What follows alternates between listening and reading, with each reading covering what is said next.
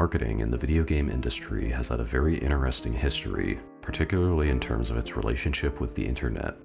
In their formative years, video games were marketed quite similarly to children's toys, since that was essentially what video games were considered as at the time. Whether it was advertising in magazines, TV commercials, or both physical and digital materials alongside other video games, their marketing strategy at the time was actually relatively traditional in the grand scheme of the marketing industry. But their proximity to computers and their more nerdy appeal would shift that marketing strategy in a major way with the advent and gradual adoption of the internet. More than any other entertainment product at the time, the target audience for video games was very interested in the internet, especially as online multiplayer began to expand from glorified chat rooms into proper real-time experiences that could be played alongside upwards of hundreds of players. This development would fundamentally shift the dominant marketing strategy for video games, and although major studios would continue to run that traditional marketing for a while simply because they had the money to, it became more clear over time that the cheap and quick marketing potential the internet presented was making that traditional strategy more and more obsolete. At the forefront of this shift was Valve Software, whose foresight of the internet's prevalence was most clearly demonstrated by their creation of Steam, marking them as the first studio to experiment with the sort of mass online distribution that is incredibly commonplace today. But Valve also invented, whether intentionally or unintentionally, a marketing strategy that would eventually go on to create some of the most memorable and exciting game releases of all time, and it began with their release of the Orange Box in 2007. The Orange Box was quite arguably the best single commercial product in the history of PC gaming and even video games as a whole. Rather than containing a single game, the Orange Box featured 5 of the best PC games ever made by one of the most prolific active development studios of the era, including Team Fortress 2, Portal, and Half-Life 2 alongside its 2 episodic sequels. While Half-Life 2 and Half-Life 2 Episode 1 had been released for a while at this point, Episode 2 was a brand new game released through the Orange Box, and it contained what would eventually become one of the most infamous cliffhangers in any work of fiction ever.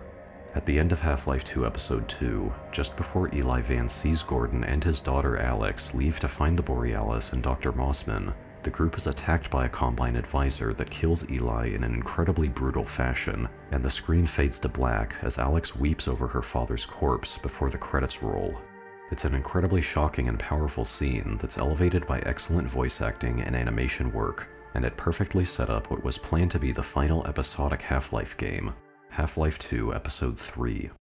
But as we all probably know at this point, Episode 3 would never release, nor would any other Half-Life game for the next 13 years. It's clear that Valve fully intended to create Episode 3, as they consistently stated that the episodes would be a full trilogy and even talked about the game going into production following Episode 2's completion, but due to a number of factors, including their shift to the games as a service model following Team Fortress 2's financial success and the company's growing fear of meeting growing fan expectations, the next Half-Life game became a victim of this shift in priorities. Valve got very cagey about Episode 3 and the Half-Life series in general as the years went on, even as they were consistently asked about when it would release during interviews, with the only confirmation of any Half-Life game being in active development arriving through leaks in existing Valve software.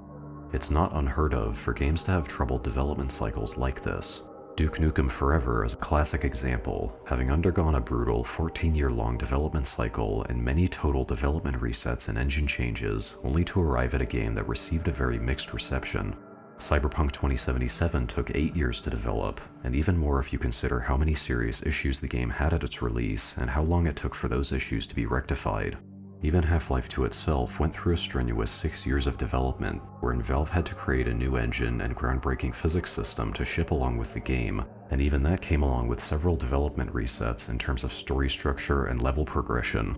But what separates all these games from Episode 3 was their developers' willingness to communicate with the audience, appear at industry events, and otherwise make clear that development was still ongoing. Conventional wisdom dictates that the sort of hype that media companies typically try to harness to market their releases should be maintained by a marketing team that drip feeds information about the upcoming release to the public via industry events, interviews, or other such marketing mediums. By going silent, you risk the audience simply forgetting about your product and moving on to other things, which is obviously the exact opposite of what you want as a marketer. But as months turned into years, the next Half-Life game would grow to a legendary status thanks to Valve's hands-off PR approach, the Valve community's overall culture, and the burning lore questions surrounding things like the G-Man's nature and the path the story would take following Eli Vance's shocking death.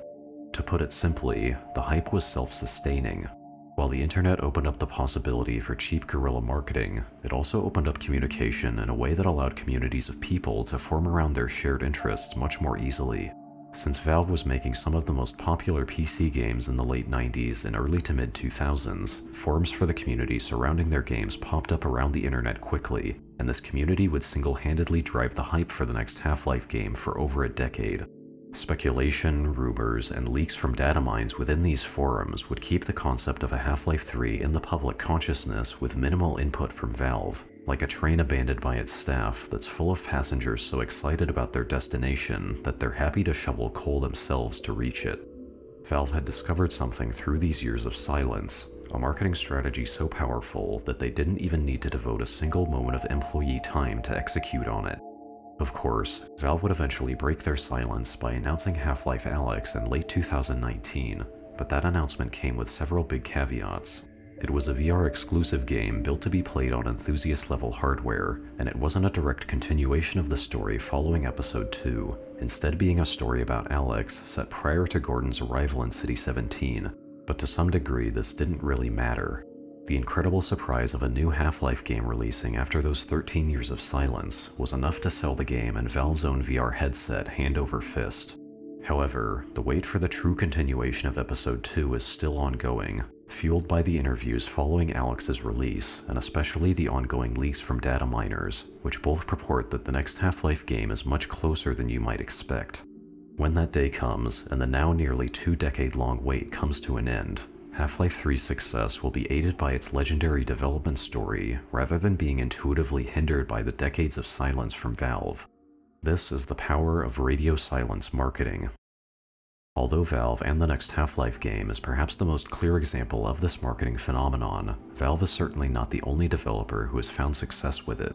A particularly important one that I find to be largely forgotten today is Elden Ring, as the game's astronomical success following its release was able to dwarf the relatively short period of silence following its announcement. From Software was already a company well known for the Dark Souls trilogy alongside Bloodborne and Sekiro, and they announced Elden Ring at E3 2019 as a collaboration between the studio and George R.R. Martin, the writer of the Game of Thrones books. Rumors about the game being an open-world twist on the Souls formula were circulating even before this announcement, but the trailer itself was just a cinematic teasing at the game's lore. At this point, the hype for Elden Ring was mostly built off name recognition, both for FromSoft's previous celebrated releases and George R.R. Martin's contributions.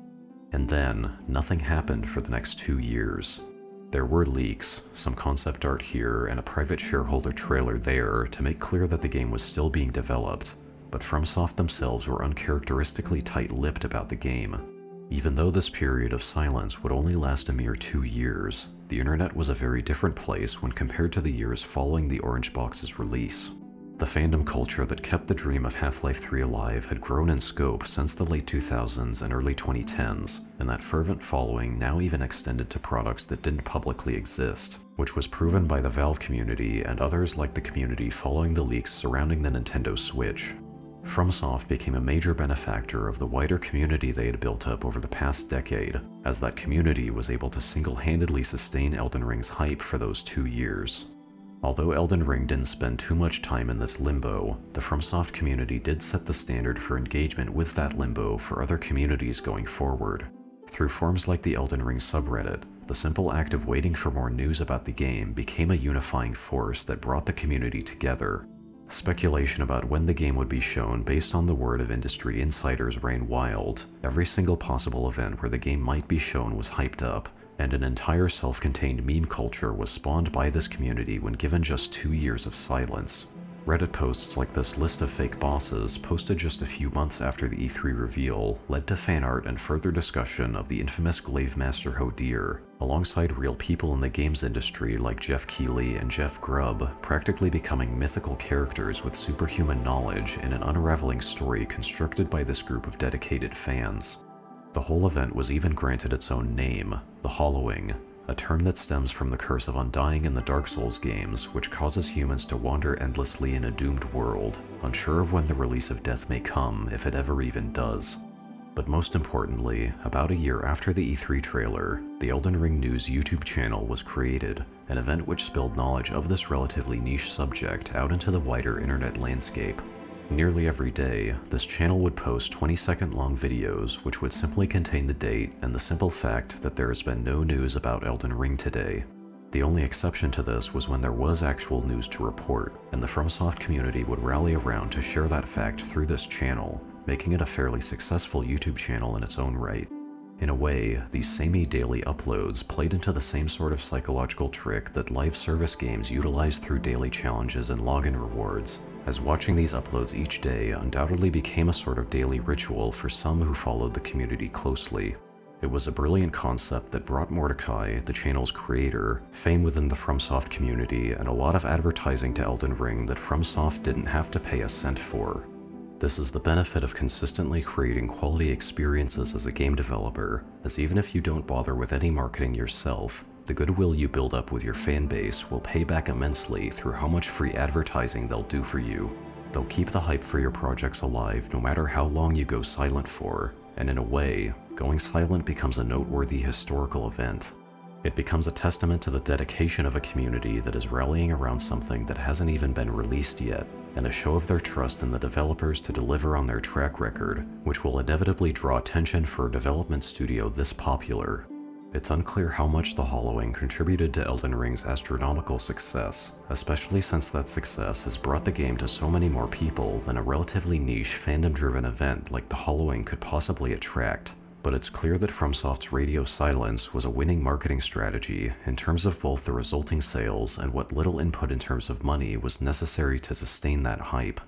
However, there is an important question to ask about any instance of this marketing strategy, and that question is whether or not it's even a strategy at all. There's clearly some intentionality to it, as these dev studios specifically decide to not say anything about their internal projects, but it's also easy for what is internally expected to be a short period of silence to stretch out much longer than intended. We now know, based on various interviews and leaks, that Half-Life 2 Episode 3 was caught up in a troubled development cycle, which led to a fully fledged Half-Life 3 to begin development that also experienced troubles and was eventually cancelled, leading into a round of layoffs that would divert further resources away from single-player game development at Valve. They didn't necessarily mean to keep everyone in the dark for over a decade, but it just happened to turn out that way due to delays, cancelled projects, and the company's philosophy that in-development projects should stay secret until they're just about ready to release to avoid any disappointment associated with those cancellations.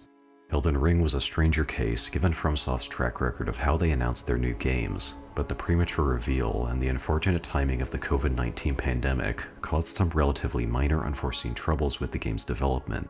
But there is one trend we can see coming, which is the gradual lengthening of development cycles that the games industry has been experiencing over its lifetime. Development timelines and their associated budgets have slowly grown over time, from the relatively cheap games of the 80s and 90s that could sometimes be created in a matter of months, to the much more complex games of the modern era that can sometimes take over half a decade to build in the best-case scenario. When a AAA studio announces a game just as they begin to build it, the audience will oftentimes be waiting years for its release, assuming they even stick around that long. The scope of modern games has also expanded dramatically with the rising popularity of open worlds and the marketing edge that comes along with games that are bigger and more filled with content. This naturally leads some studios to go through long periods of silence following their initial teasers, which then leads into situations like the period of silence following Grand Theft Auto 6's initial trailer, and especially the over 8 years of silence following the Elder Scrolls 6's teaser trailer. These periods of radio silence can occur incidentally due to just how long games take to build these days, especially if a studio panics and reveals their projects prematurely. But I haven't even gotten to the best example of this phenomenon in recent memory, which is the game most often associated with developer radio silence in the modern day. The lengthening of development cycles isn't just affecting AAA studios, it's also been taking its toll on the indie scene, especially as certain indie games have raised the bar for indies as a whole by creating massive experiences over years of dedication. Chief among them is Team Cherry, the indie studio which released Hollow Knight in 2017. At the time of its release, Hollow Knight could be considered a cult hit, But with the help of its dedicated community, it spread through word of mouth and became one of the most successful indie games ever made. Hollow Knight itself is a sprawling game, especially by indie game standards, with a typical blind 100% playthrough usually taking at least 40 hours. The richly detailed world of Hollow Nest is a joy to get lost in for hours, and there's plenty of depth to the game's combat system for those less interested in that exploration, which all naturally led to the game's astronomical success. Hollow Knight was made with the help of a Kickstarter campaign, which was successful enough to hit many of its stretch goals, one of which was an alternate campaign starring the reoccurring character Hornet. This was originally planned to be a free DLC released after the game's 4 existing DLCs, but as Team Cherry began to play around with the potential of Hornet as the player character, they realized that her unique playstyle would work better when placed in environments built around that playstyle. This expanded the scope of the project dramatically to include new environments and eventually to take place in an entirely different kingdom, and it got to the point where it didn't make sense to release this project as just an update to the original game. So on February 14th, 2019, Team Cherry announced their next game, Hollow Knight Silksong.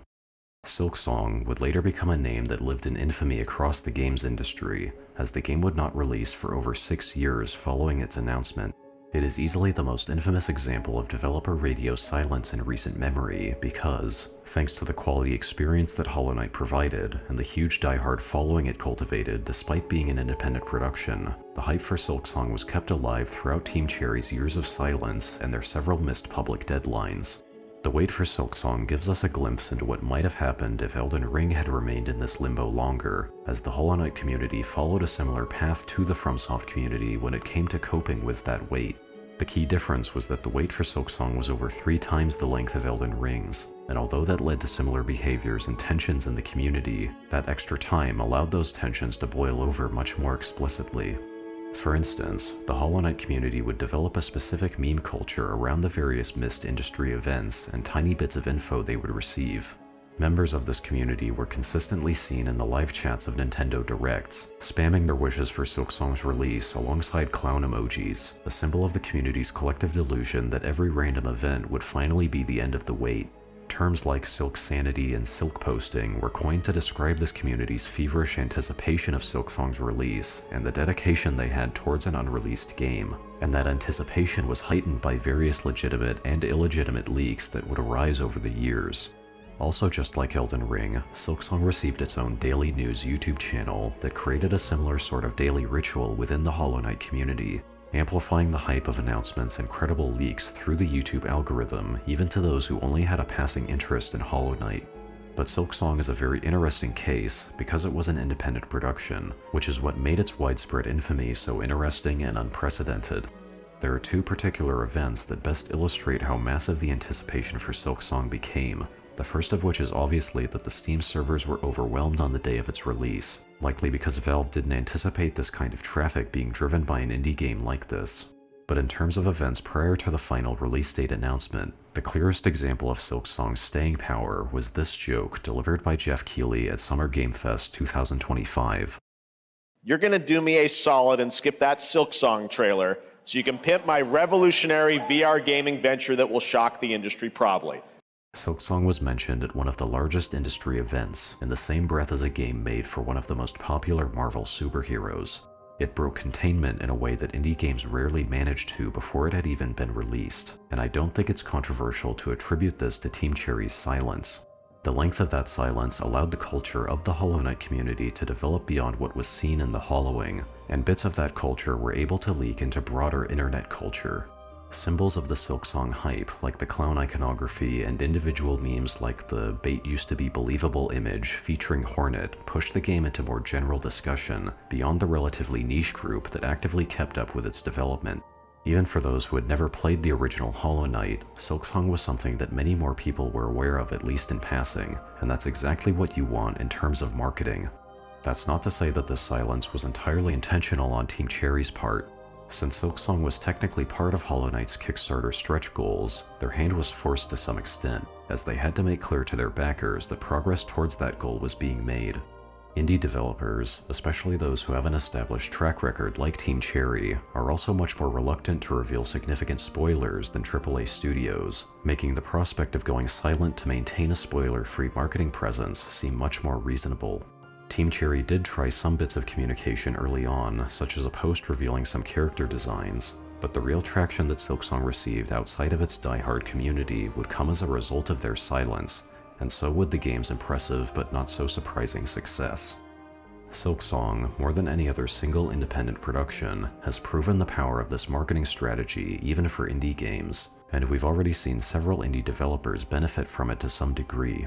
Some indies with very dedicated followings like Deltarune and Ultrakill are still actively being developed and released gradually, which has led their communities to pick up bits of the meme culture surrounding Silksong. In particular, the constantly repeated joke that the big announcement would be coming tomorrow originated from the Nintendo Switch leak community, but was spread into the indie scene by the Hollow Knight community and picked up by Deltarune's community during the nearly 4-year-long wait for Chapters 3 and 4, and the Ultrakill community during the unusually long wait for Layer 8. But one of the true successors to Silksong in terms of development time is the now over 7-year wait for the Katana Zero DLC, which is supposedly still coming and still free, seemingly thanks to an absurd amount of scope creep for a free DLC that was expected to release just a matter of months after the game. Of course, that game isn't quite on the same level of popularity as games like Hollow Knight or Undertale, so there isn't such a critical mass of invested fans that will push knowledge of the Katana Zero DLC out into the public consciousness, but the developer's silence still continues to drive some level of investment in this DLC's eventual release.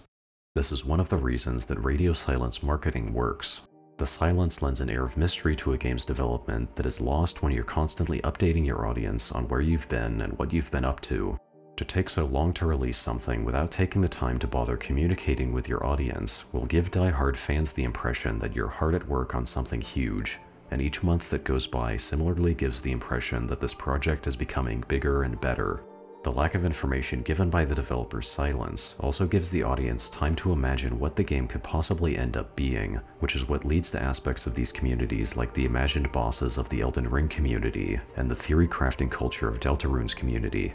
While there will inevitably be some who take the opposite perspective and accuse these projects of being vaporware, for those that put their trust in the developer, the lengthening development cycle is likely to increase their excitement for the eventual big release. But to create these massive commercial successes like Elden Ring and Silksong, there's another component of successful radio silence marketing that I've mentioned several times already, and that's best described as the culture. Valve, FromSoft, and Team Cherry all built strong communities around their games through uncompromising design philosophies and strong production values, communities which would continue to operate for years even if these studios spontaneously went bankrupt. This notoriety is what makes people interested in the community and the future work of the developers, but without that notoriety, people don't care about the eventual release and they will inevitably forget the game ever existed. For every success story that arose from this marketing strategy, there are hundreds of games that are revealed and promptly forgotten about because there's no broader community around the developers to keep interest in the game alive.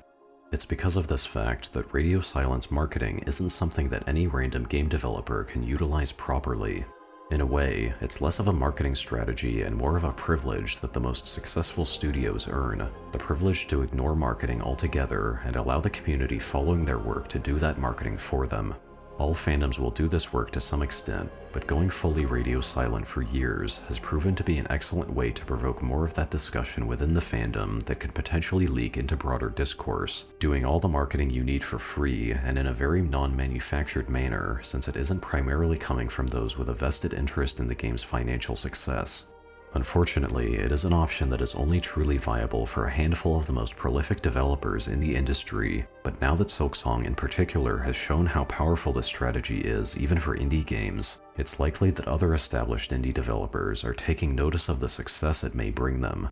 Additionally, it's important to consider the audience's relationship to radio silence marketing, which is definitely very mixed, but it really depends on where in the timeline you exist and how pessimistic your outlook is. It's frustrating to be left in the dark for years at a time about games you're so excited for, but all that frustration washes away when the fabled announcement finally comes, all the accusations of vaporware are proven false, and the entire community following the game can celebrate and finally look forward to playing the game with absolute confidence. This level of hype is what led to Silksong's release overwhelming the Steam servers, and it's a level of hype that can reasonably be attributed to Team Cherry's radio silence marketing strategy. It created what was arguably the single most exciting game launch in recent memory, a title which may only be surpassed by games like Grand Theft Auto 6 or Half-Life 3 for much the same reasons, and that positivity at launch can easily be enough to outweigh however many years of silence end up going by.